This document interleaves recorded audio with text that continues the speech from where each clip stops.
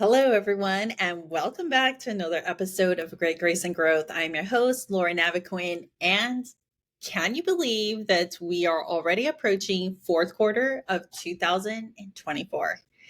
The year has flown by, and as we enter these last few months, it's the perfect time to refocus, re-energize, and make the most of the time we have left of this year.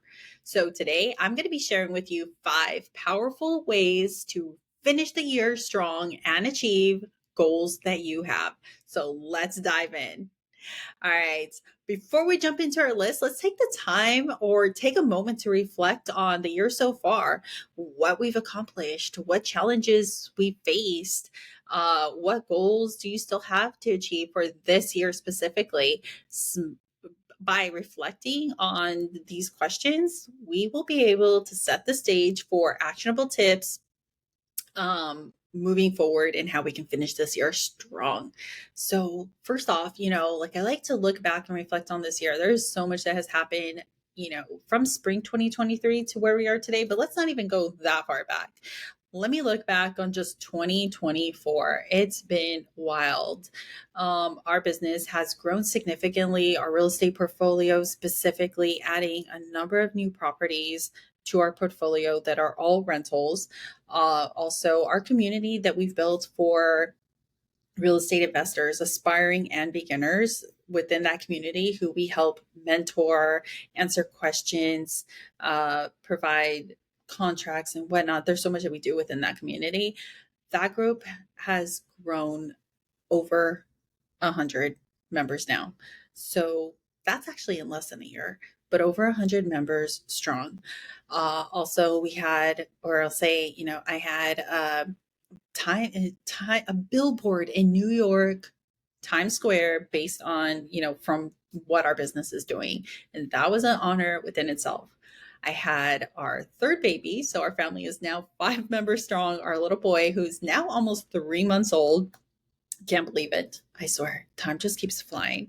But ultimately, there's so many good things. I don't want to, I don't have the time to dive deep into all of them on this episode, because I can be here probably for a little while, just sharing, reminiscing back on this year and all the blessings that have come along thus far. But we have plans still. We have goals to meet. We have plans, and we have things that we would like to achieve still for 2024. And then also to set ourselves up strong for 2025 and everything that we want to tackle in 2025. So reflecting back on the year and being able to realize what it is that we have achieved and what do we still want to achieve this year, and how we can also set ourselves up for 2025. All right, guys. So first off, again, by revisiting and refining our goals as we head into fourth quarter, it's crucial to revisit those goals so that we can see where we were at the beginning of the year, but also to take a close look at what we've accomplished and what's still on the list. So this is a time to refine those goals based on the progress you've already made, and then prioritize what's left on the list. Remember, it's okay to adjust your goals. It's important that they remain relevant and motivating so that you can continue keeping up with that energy that you need to get you through the remainder of the year by meeting certain hefty goals. But write them down. Don't just keep them mental. It's good to always have them mentally there, but write them down, make them real. And then we're going to set goals for them, SMART goals. If you remember from one of my previous episodes, making sure that they are measurable, relatable, and also setting a time period to them.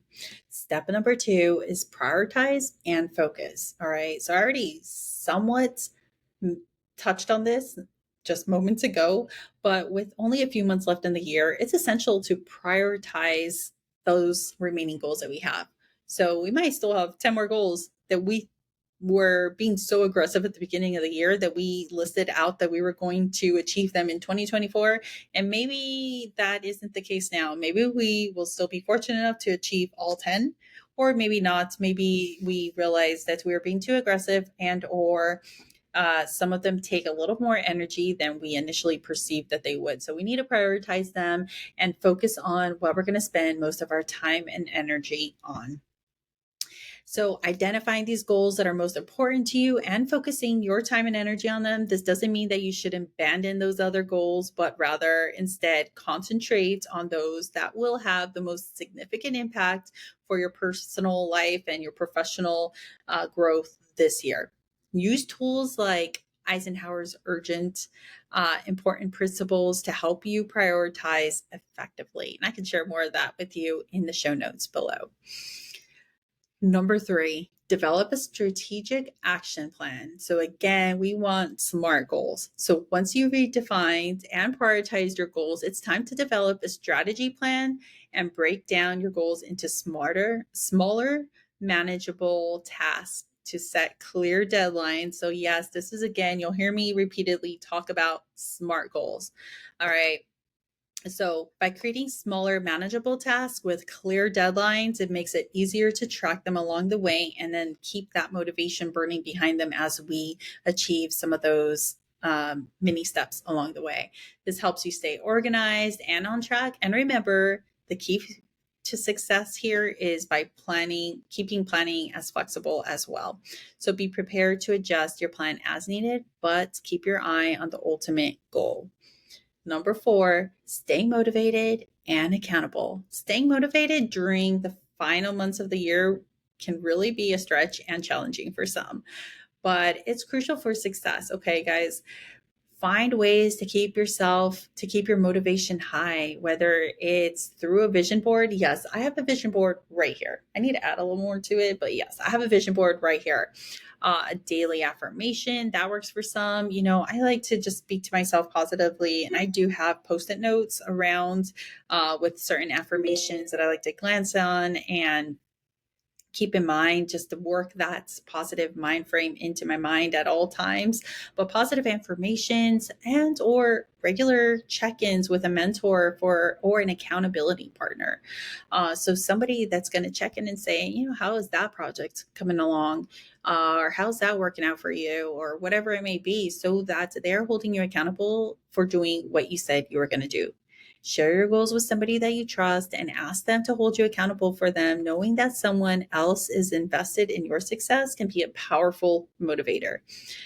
Yeah, I know my husband does that for me also often, asking how those things are coming along. Number 5 is celebrate your progress. And this one could be a little tricky because I'm all about celebrating your progress and your wins, your small wins, to keep yourself motivated and moving along the way, but don't necessarily go overboard celebrating it like as if you had hit that final goal, because sometimes we can get too caught up in the celebration than continually moving along. So finally, again, don't forget to celebrate your progress along the way, acknowledging your achievements, no matter how small. Yes, it's essential for maintaining a positive mindset and staying motivated. Take the time to reflect on what you've accomplished and reward yourself for your hard work. Celebrating your wins will not only boost your confidence, but also give you the energy and enthusiasm to push forward continuously. But again, don't go overboard in the celebration. I'm not saying, go out every single weekend in a huge celebration where you're losing momentum because you're celebrating as if it was that final goal that you're reaching. But yes, acknowledge the small wins along the way and give yourself a pat on the back, acknowledge them, and keep yourself motivated to continue moving forward. All right, guys, again, that's a wrap for today's episode. I know it was a little short along the way, but I think that these are such vital things to be mindful and conscious of, because I am constantly practicing and incorporating these tasks or these steps into my own life. Yes, I have a notebook right here. I work through my list. I keep down all the things that I constantly need to be conscious of and practicing on a regular basis as well, because everything really is just a muscle. It's not like something you learn once or practice once or twice and it's just incorporated into your lifestyle and your habits and whatnot. It's about constantly reminding ourselves of these things, being conscious of them. So when we do have a slip up and getting ourselves back on track or reminding ourselves again to step out of the comfort zone or whatever it may be, but being conscious. All right, so let's recap before we close out. 5 ways to finish the year strong. 1, revisit and redefine your goals. 2, prioritize and focus on those priorities. Number 3, develop a strategic plan that has SMART goals. So, um, it has to be trackable, manageable with the time frame set on that as well. All right, number 4, stay motivated and accountable. So have somebody hold you accountable or whatever it may be. Stay motivated and accountable. What works for you? Number 5, celebrate your progress. Don't go overboard, but celebrate those small wins along the way. These strategies ultimately will help you make the most valuable time or make the most out of the fourth quarter, the time you have left in fourth quarter to wrap up the year and finish strong on a high note. All right. Thank you for joining me again, you guys, on this episode of Great Grace and Growth. I hope that these tips inspire you and help you tackle the remainder of the year with a sense of renewed energy and determination. And if you enjoyed this episode, please be sure to share it with somebody else who might find these tips just as valuable. And until next time, keep striving, keep growing, and remember, it's never too late to achieve your goals. Put your head down and focus.